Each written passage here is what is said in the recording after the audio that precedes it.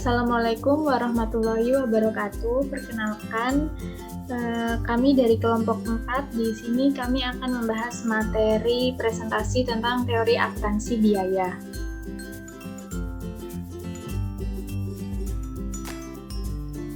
Sebelum melanjutkan ke materi, di sini saya akan memperkenalkan teman-teman saya yang akan menyampaikan materi presentasi kali ini. Yang pertama ada Zalfa Safira Kotrunada, lalu ada Nadila Tri Rahmawati, dan saya sendiri Heni Widya Astuti. Lalu ada teman saya Putri Dia Marhaini.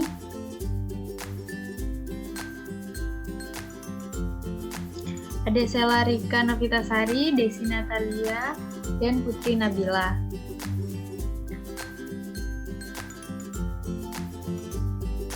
Untuk pembahasan materi di sini, kelompok kami akan membahas yang pertama ada pengertian dari biaya, kedua pengakuan biaya, ketiga proses dan konsep penandingan, keempat basis asosiasi, kelima penandingan dan pos-pos biaya sediaan, keenam ada sediaan,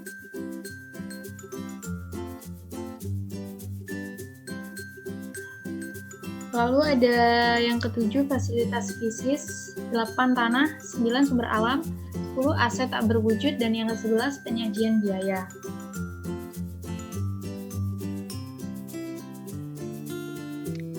Pertama-tama di sini submateri yang akan kita bahas yaitu mengenai pengertian biaya. Pengertian biaya di sini tidak dapat dipisahkan dengan pengertian kos, aset, dan juga rugi. Nah, dalam buku Suarjono ini nanti ada 7 sumber yang memberikan pengertiannya terhadap biaya. Yang pertama di sini ada pengertian SFAC nomor 6, yaitu menurut FASB, biaya adalah arus keluar atau timbulnya kewajiban dari pengiriman memberikan jasa kegiatan lain yang sedang berlangsung. Nah, apabila kewajiban di sini merupakan bayangan cermin aset, definisi biaya oleh FASB merupakan lawan atau kebalikan dari definisi pendapatan. Nah, pendapatan arahnya masuk, sedangkan biaya arahnya keluar ke satuan usaha.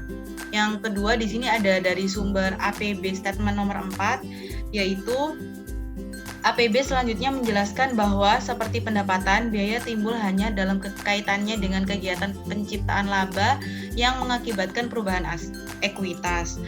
Pengiriman barang atau direpresentasi dengan kos barang terjual dalam transaksi penjualan merupakan biaya karena hasil bersih penjualan tersebut adalah perubahan ekuitas. Di lain pihak, timbulnya kewajiban untuk pembelian aset di sini bukan merupakan biaya karena ekuitas tidak dapat berubah pada saat pembelian tersebut. Selanjutnya ada dari IAI atau IASC dalam Standar Akuntansi Keuangan tahun 2002, yaitu biaya adalah penurunan manfaat ekonomi selama suatu periode akuntansi dalam bentuk arus keluar atau berkurangnya aktiva atau terjadinya kewajiban yang mengakibatkan penurunan ekuitas yang tidak menyangkut pembagian kepada penanam modal. Selanjutnya, yang keempat di sini ada dari sumber Sprouse dan Munich tahun 1962, yaitu biaya adalah suatu nilai prasyarat, suatu pengorbanan untuk memperoleh manfaat dan diukur dengan harga pertukaran. Yang kelima ada dari Grady tahun 1965, yaitu biaya adalah jumlah yang diukur dengan uang atau uang tunai yang dikeluarkan atau properti lainnya, penerbitan modal saham atau kewajiban yang terjadi dalam pertimbangan barang atau jasa yang diterima atau yang akan diterima. Yang keenam ada pengertian biaya dari Anthony Hawkins dan Merson tahun 1999, yaitu ia mengatakan bahwa biaya adalah pengukuran moneter dari jumlah sumber daya yang digunakan untuk beberapa tujuan.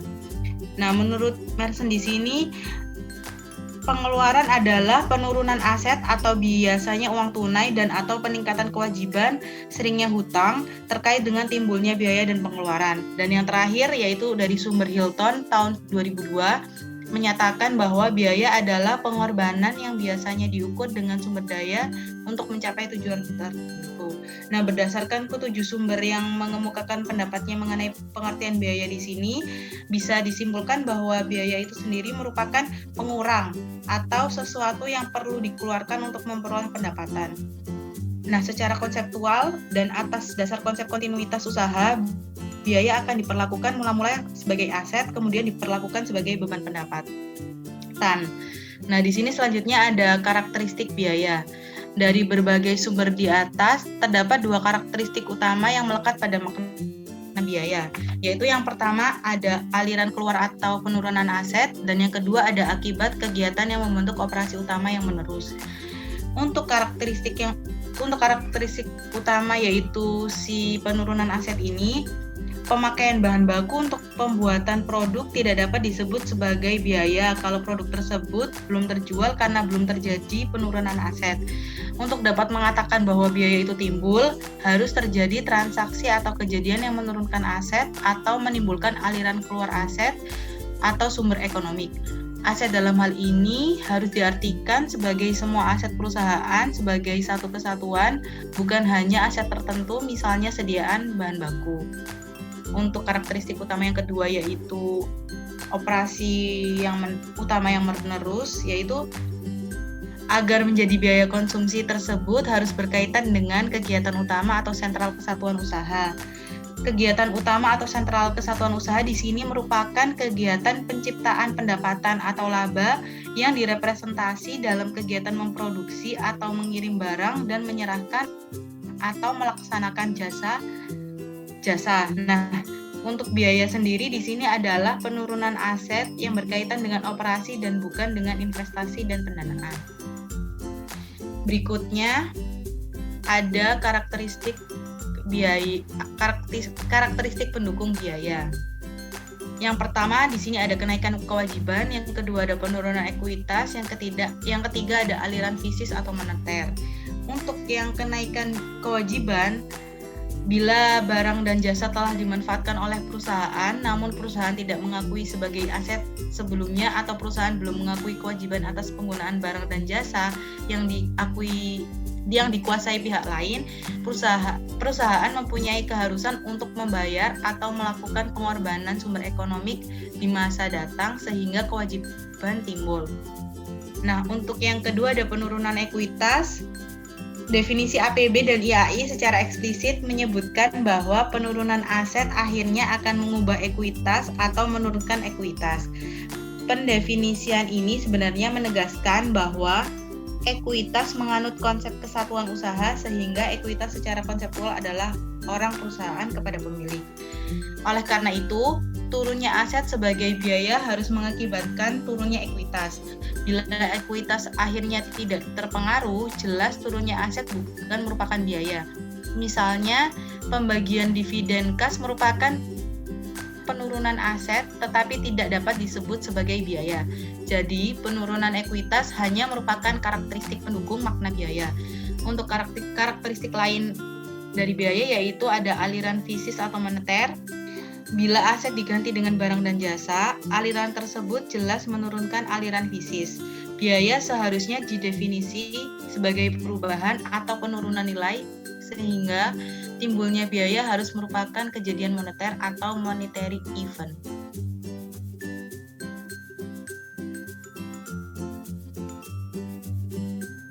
Selanjutnya ada rugi. Menurut Patton dan Littleton itu, rugi didefinisikan sebagai hal yang berbeda dengan biaya yang merupakan penyerapan atau pengorbanan kos tanpa suatu kompensasi atau kembalian.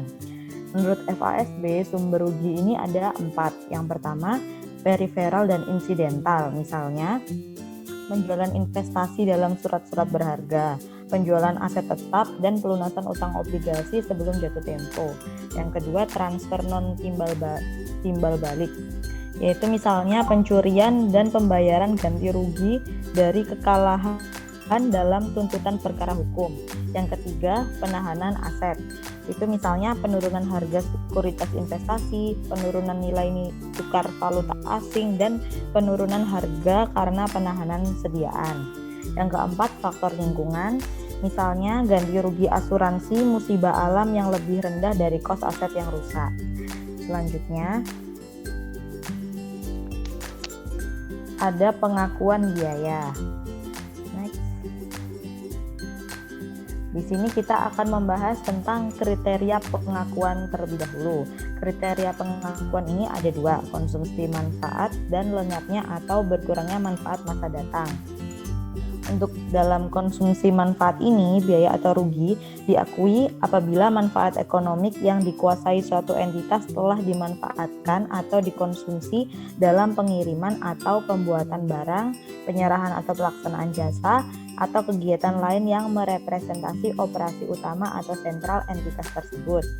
Selanjutnya, dalam lenyapnya atau berkurangnya manfaat masa datang, biaya atau rugi diakui apabila aset yang telah diakui sebelumnya diperkirakan telah berkurang manfaat ekonomiknya atau tidak lagi mempunyai manfaat ekonomi. Di sini selanjutnya ada kaidah atau saat pengakuan. Ada dua pandangan menurut FASB dan juga APB. Menurut FASB FASB itu memberikan pedoman. Di sini ada dua, yaitu konsumsi manfaat dan lenyapnya atau berkurangnya manfaat masa datang. Konsumsi manfaat ini diakui langsung pada saat terjadinya atau diakui bersamaan dengan pengakuan pendapatan yang berkaitan. Untuk lenyapnya atau berkurangnya manfaat masa datang, biaya atau rugi itu diakui apabila telah menjadi nyata atau jelas bahwa manfaat ekonomik masa datang suatu aset yang diakui sebelumnya telah berkurang atau lenyap. Kemudian yang menurut APB itu yang pertama ada mengasosiasi sebab dan akibat. Nah, beberapa kos diakui sebagai biaya atas dasar asosiasi langsung dengan pendapatan tertentu. Yang kedua, alokasi sistematik dan rasional. Beberapa kos itu diasosiasi dengan periode sebagai biaya atas dasar usaha untuk mengalokasi kos secara sistematik dan rasional ke beberapa periode yang diperkirakan menikmati manfaat. Dan yang terakhir ada pengakuan segera. Terus selanjutnya kita bahas tentang hubungan kos dan biaya. Kos ini merupakan pengukur biaya atau biaya yang direpresentasi dengan kos sehingga secara teknis biaya itu sering disebut kos.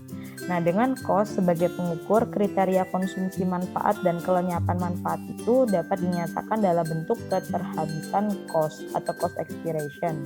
Nah, kriteria konsumsi itu lebih berkaitan dengan pengakuan biaya sehingga disebut dengan keterhabisan kos penciptaan pendapatan. Sedangkan untuk kelenyapan lebih berkaitan dengan rugi sehingga kriteria ini dapat disebut keterhabisan kos non penciptaan pendapatan.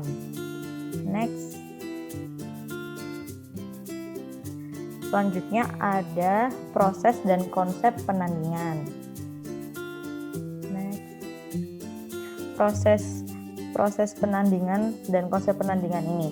Definisinya yaitu proses penandingan itu adalah proses penentuan laba dengan cara mengukur atau menakar dahulu pendapatan untuk suatu periode dan barulah kemudian menentukan biaya yang berkaitan dengan pendapatan tersebut.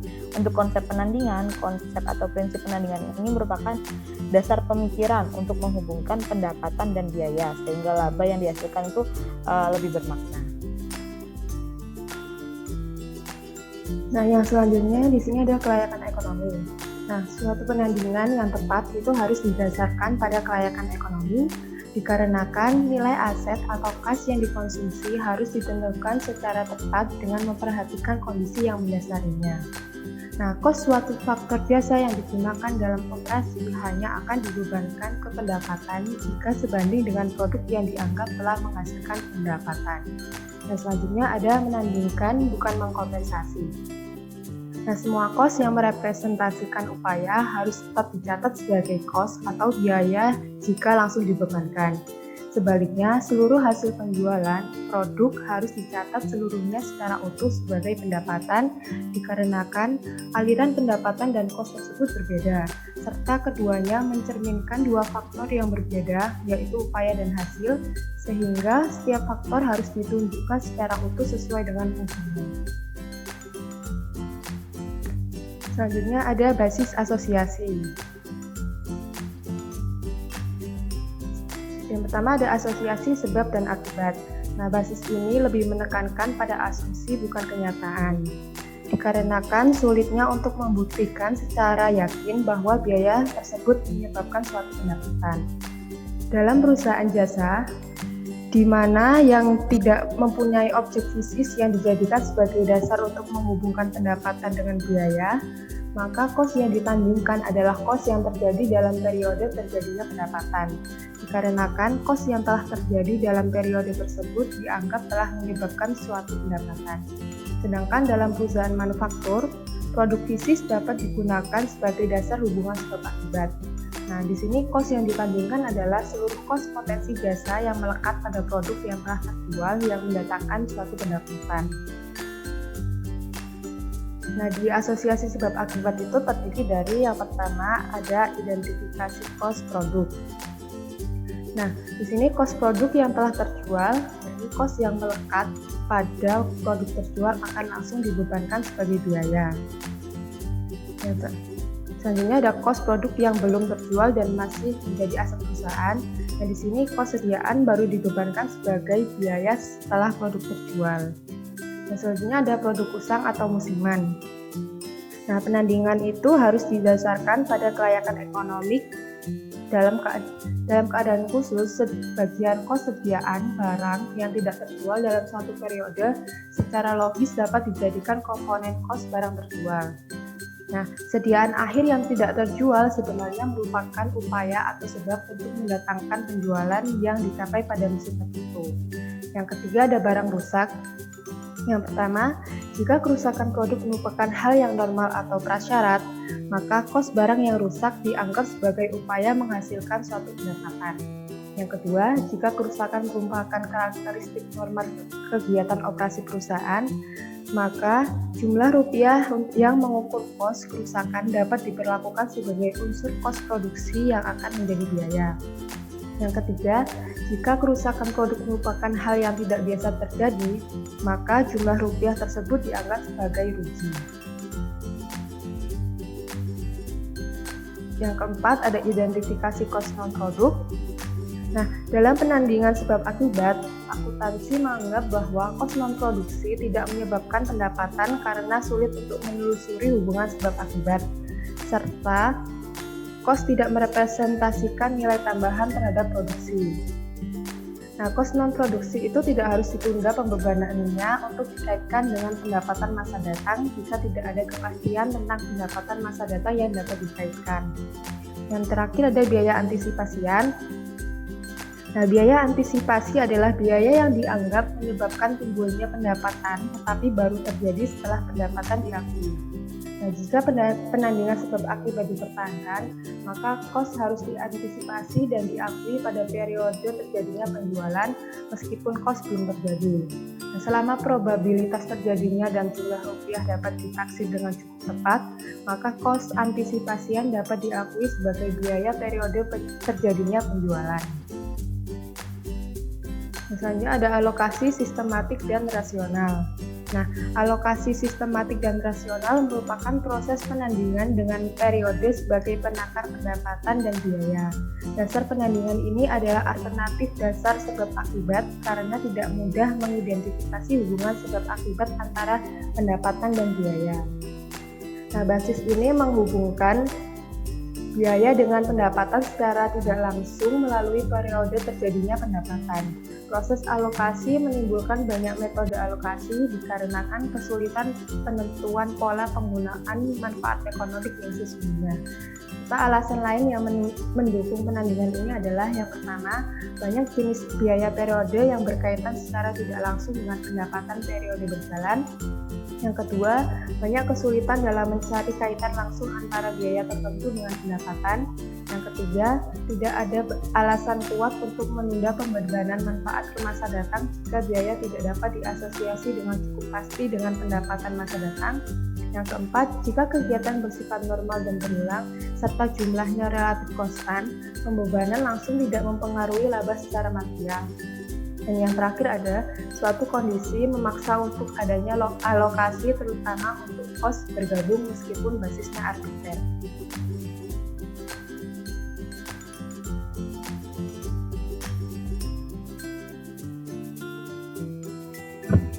Oke, ada beberapa komponen dalam alokasi sistematik dan rasional. Yang pertama, kriteria penangguhan. Nah, dari kriteria penangguhan ini terdapat 4 penguji umum. Yang pertama, apakah kos jasa tersebut merupakan pengeluaran yang sah, yang artinya pengeluaran tersebut terjadi karena transaksi, kejadian, atau keadaan yang didukung oleh bukti yang sah. Yang kedua, apakah kos jasa tersebut merupakan pengeluaran yang normal dan wajar, yang artinya pengeluaran tersebut dapat dibenarkan dari segi operasi perusahaan pada umumnya dan bukan merupakan pengeluaran yang bersifat pemborosan, kecerobohan, atau ketakbisanaan. Yang ketiga, apakah kos jasa tersebut merupakan suatu faktor yang manfaat atau kontribusinya untuk masa depan secara mudah dapat diantisipasi. Yaitu, pertanyaan ini menjadikan kos jasa tersebut dapat ditangguhkan pembebanannya, walaupun dapat pula dibebankan langsung. Yang keempat, apakah kos jasa tersebut merupakan jenis pengeluaran yang terjadi terulang-ulang tiap periode? Yaitu, kalau suatu kos jasa yang terjadi memenuhi kriteria tambahan ini, pada umumnya kos tersebut dapat dibebankan langsung pada periode terjadinya, kecuali untuk sediaan barang dan biaya prabayar. Yang kedua, ada alokasi kos bergabung atau bersama oleh argumen dari Hendriksen. Kedua, jenis kos ini sama-sama merupakan kos fasilitas, kegiatan, proses, atau departemen jasa yang dinikmati oleh beberapa angkatan produk atau objek kos lain. Yang berarti kos bergabung terjadi karena satu fasilitas atau proses terpaksa digunakan untuk mengolah beberapa produk sekaligus karena secara teknis atau alamiah beberapa produk tersebut tidak dapat dipisahkan pengolahannya sampai titik tertentu. Yang ketiga, ada alokasi bukan sarana pemerataan laba. Dalam akuntansi manajerial, ini dikenal sebagai metode pengkosan normal. Dengan metode ini, cost overhead dibebankan ke produk atas dasar tarif taksiran untuk suatu periode. Maka dalam hal apapun harus dibedakan dengan tegas antara kebijakan penyebaran cost ke dalam periode-periode interim dan kebijakan yang bertujuan semata-mata untuk meratakan fluktuasi tahunan akibat bervariasinya kondisi ekonomi jangka panjang.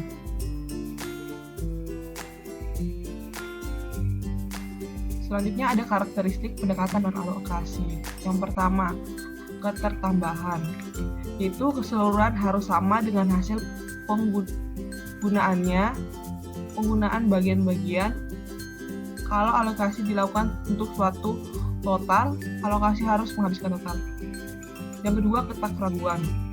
Metode alokasi harus unik dan jelas untuk tiap tujuan, yang artinya untuk tujuan yang sama tidak boleh terdapat beberapa pilihan metode. Dan yang ketiga, ada keterpertahanan, yaitu untuk metode alokasi yang dipilih, penentu kebijakan harus dapat mempertahankan argumen yang meyakinkan bahwa pilihannya unik dan lebih baik dari alternatif lain.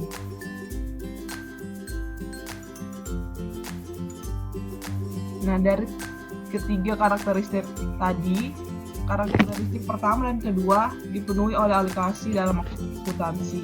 Alokasi mengalami masalah dalam karakteristik ketiga. Thomas menyatakan bahwa hampir seluruh alokasi dalam akuntansi bersifat tak terjelaskan, yang artinya tidak dapat didukung tetapi juga tidak dapat ditolak. Lebih tegasnya, para akuntan tidak dapat membuktikan bahwa alokasi memberi informasi yang bermanfaat, sementara itu tidak ada bukti yang dapat membantah bahwa informasi hasil alokasi tersebut tidak bermanfaat.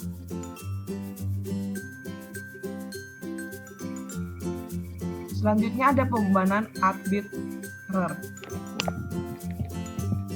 Untuk menunda pembebanan kos dalam mencapai penandingan sebab akibat dan juga tidak ada dasar alokasi yang layak, suatu kos biasanya akan langsung dibebankan dalam periode terjadinya. Ini berarti bahwa kos ditandingkan dengan pendapatan secara arbitrer. Nah, konsep yang melandasi pembebanan semacam ini semata-mata adalah kepraktisan. Perbedaan pengakuan berkurangnya manfaat sebagai biaya atau rugi terletak pada penyebab atau kelayakan ekonomi. Dalam hal biaya, berkurangnya manfaat ekonomi disebabkan pada umumnya oleh pemakaian atau pemanfaatan potensi jasa dalam rangka menghasilkan pendapatan. Dalam hal rugi, berkurangnya manfaat disebabkan oleh hal-hal yang periferal dan insidental terhadap proses memperoleh pendapatan. Selanjutnya ada penandingan dan pos-pos biaya sediaan.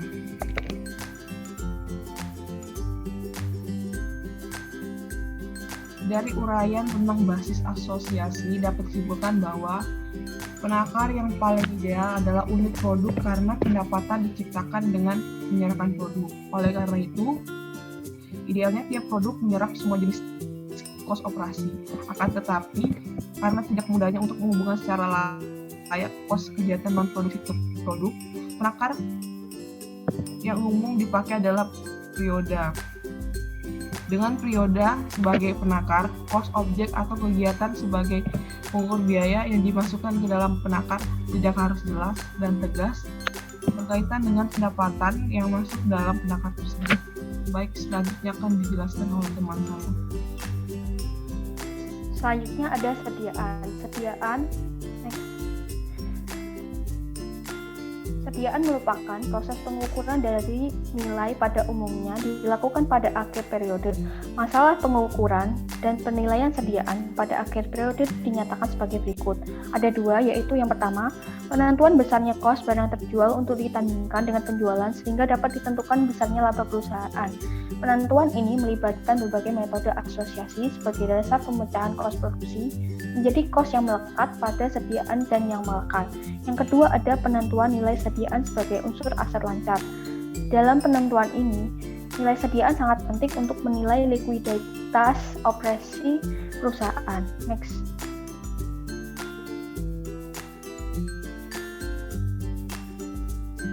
Metode asosiasi. Metode asosiasi merupakan metode yang menjadi basis untuk menentukan unit fisik terjual dan kos yang melekat dengan jumlah rupiah penjualan. Dengan demikian, metode asosiasi dapat diartikan sebagai asumsi aliran kos dalam mengikuti aliran bisnis barang. Nah, metode asosiasi ini dibagi menjadi 5, yaitu yang pertama ada identifikasi khusus, yang kedua ada masuk pertama keluar pertama atau MPKP atau first in first out atau biasa dikenal FIFO, yang ketiga ada rata-rata berbobot atau wage average, yang keempat ada sediaan normal atau minimal, dan yang terakhir ada masuk terakhir keluar pertama atau MTKP last in first out atau LIFO. Dasar pemilihan metode ini sangat bergantung pada tujuan atau kondisi yang dihadapi perusahaan. Berikut merupakan pengertian dari identifikasi khusus, yaitu suatu metode penilaian harga yang didasarkan atas nilai perolehan dari barang sesungguhnya. Penggunaan metode ini biasanya digunakan untuk barang yang tidak banyak kuantitasnya. Yang kedua ada masuk pertama keluar pertama atau MTKP atau FIFO. Metode ini berasumsi bahwa faktor kas mengalir melalui perusahaan secara berurutan. Yang ketiga ada rata-rata berbobot. Dalam metode ini menganggap bahwa dalam proses produksi terjadi peleburan faktor produksi yang sama selama satu periode menjadi satu masa yang homogenus. Yang keempat ada sediaan normal. Dalam metode ini sering disebut dengan metode sediaan permanen. Dengan metode ini dianggap perusahaan investasi permanen dalam sediaan. Dan yang terakhir ada masuk terakhir keluar pertama atau MTKP atau LIFO. Metode ini berasumsi bahwa sediaan merupakan aset tetap yang tidak berkaitan dengan aliran kos.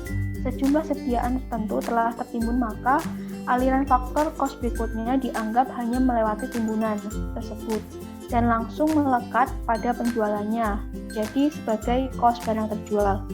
Selanjutnya akan dijelaskan oleh teman saya. Next. Lalu di sini ada fasilitas fisis.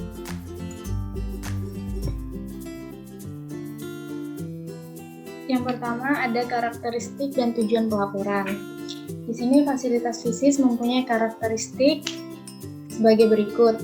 Yang pertama, berwujud fisis dan dikuasai oleh perusahaan untuk mengolah dengan terlancar kegiatan operasi perusahaan.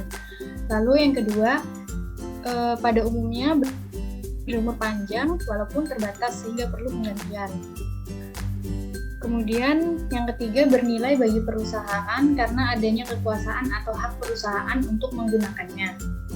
Dan yang terakhir merupakan aset non-moneter dan manfaat yang dapat diberikan berupa potensi jasa, bukan daya beli atau ketertukarannya.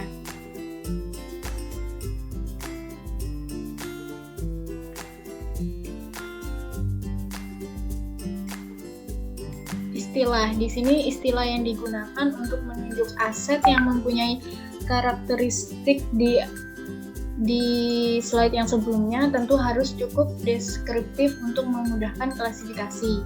Banyak istilah yang digunakan untuk mendeskripsikan aset. Seperti yang pertama ada aset tetap atau fixed asset. Lalu ada aset tetap berwujud atau fixed tangible asset. Yang ketiga ada aset berwujud atau tangible asset. Keempat ada aset operasi atau operating asset, dan yang terakhir ada aset jangka panjang atau long life long term asset.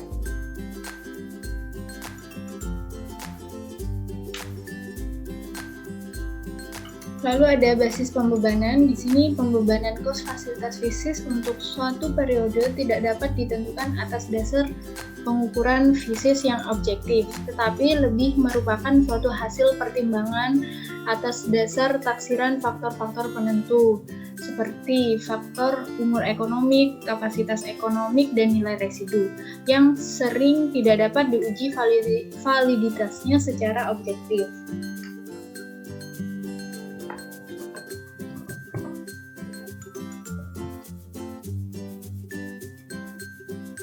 Makna depresiasi. Di sini ada beberapa makna depresiasi. Yang pertama, depresiasi sebagai proses akumulasi dana. Jadi pengertian ini didasari oleh gagasan bahwa untuk dapat mempertahankan kelangsungan hidup, perusahaan itu harus dapat mengganti fasilitas fisik yang habis umurnya.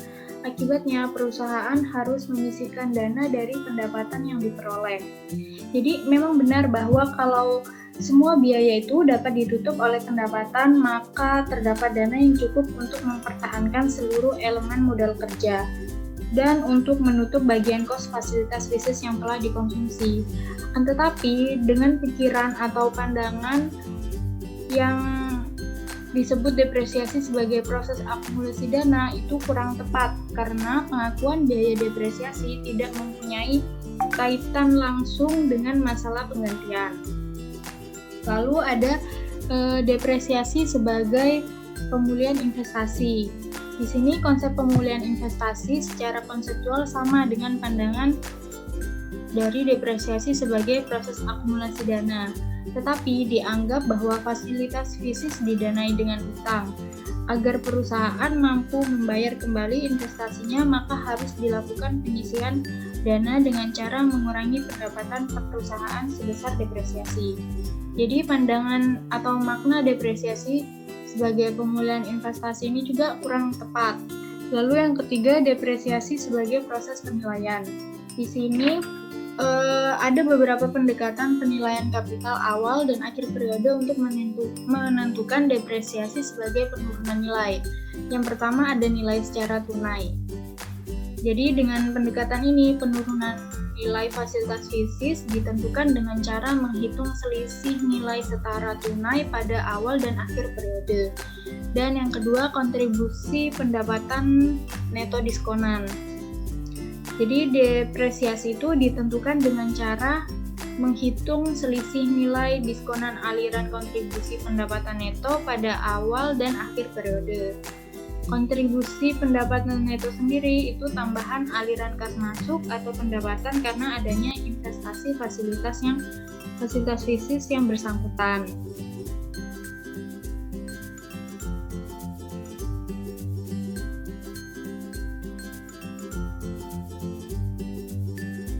Selanjutnya ada depresiasi sebagai sarana penandingan kos dengan kontribusi pendapatan neto.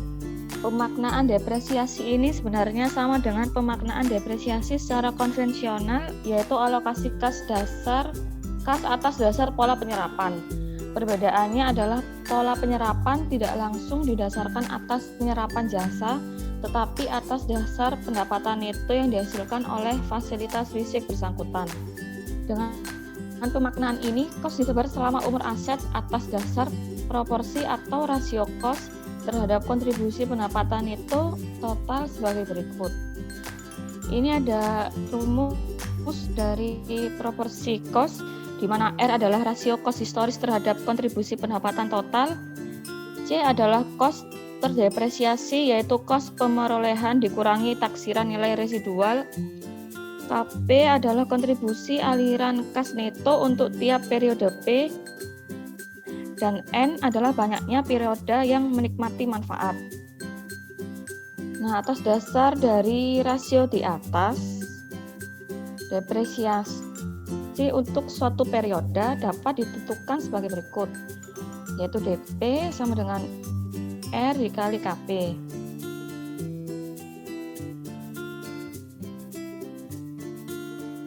Yang pertama ada metode alokasi. Metode yang paling rasional adalah metode yang mendasarkan diri pada aliran penyerapan kapasitas dasar. Dengan kata lain, metode yang paling tepat adalah metode unit produksi. Kesulitan utama yang dihadapi oleh metode ini adalah penentuan kapasitas total yang dapat dihasilkan selama umur ekonomi aset bersangkutan. Selanjutnya ada hubungan depresiasi dan laba.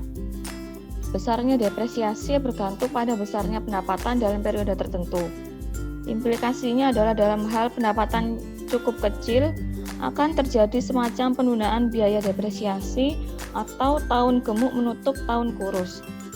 Sekali depresiasi telah diprogram secara sistematik dan rasional, depresiasi hendaknya tidak ditunda pembebanannya semata-mata karena pendapatan tidak dapat menutup biaya. Selanjutnya ada koreksi terhadap kesalahan taksiran. Kalau program depresiasi yang dijalankan tersebut ditentukan secara seksama dan objektif dengan mempertimbangkan semua faktor yang ada, perbedaan antara taksiran dan kenyataan merupakan suatu hal yang tidak terhindarkan. Perbedaannya dapat juga disebabkan oleh ketaksamaan atau kekeliruan. Apapun sebabnya, perbedaan akhirnya muncul paling tidak merupakan suatu indikasi bahwa kesalahan terjadi sehingga koreksi taksiran harus dilakukan. Selanjutnya ada tanah.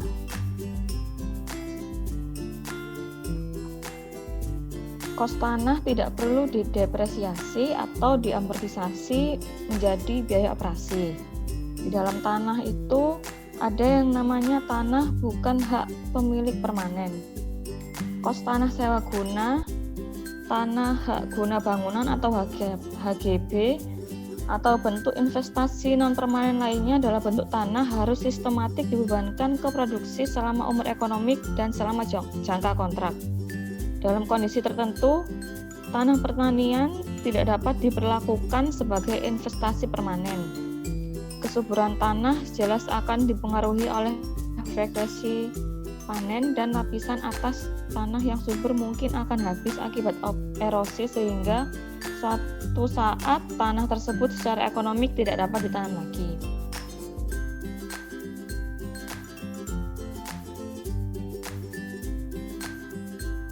Sumber alam yang akan habis melalui proses penambangan dan tidak dapat diperbarui atau diganti sering disebut dengan aset habis pakai.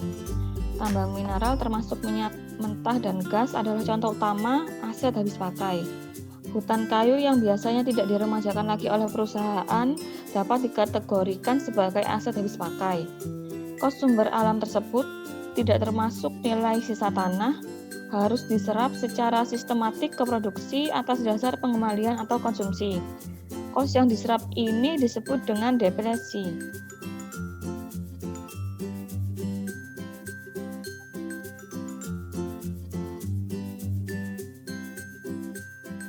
Aset tak berwujud digolongkan menjadi dua. Yang pertama ada goodwill.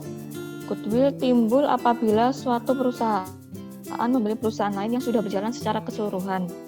Goodwill adalah selisih lebih jumlah rupiah tunai atau setaranya yang dibayarkan oleh perusahaan pembeli di atas nilai pasar wajar atau nilai buku kekayaan fisik perusahaan yang dibeli.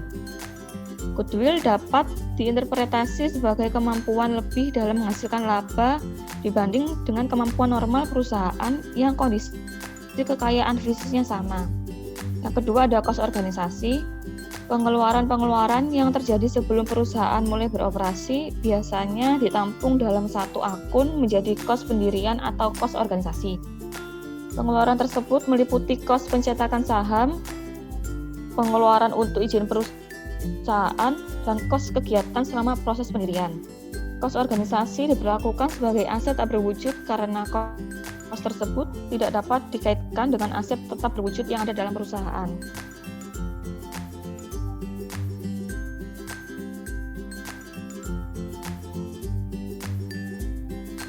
Yang terakhir ada penyajian biaya. Penyajian biaya tidak dapat dilepaskan dari penyajian pendapatan dan sarana untuk itu adalah statement laba rugi. Penyajian elemen pendapatan, untung, biaya, dan rugi bergantung pada konsep tentang apa saja yang membentuk laba. Demikian isi presentasi dari kelompok kami. Semoga apa yang disampaikan dapat bermanfaat bagi semua. Jika ada kekurangan atau kesalahan dalam penyampaian materi, tolong dimaafkan. Terima kasih dan wassalamualaikum warahmatullahi wabarakatuh.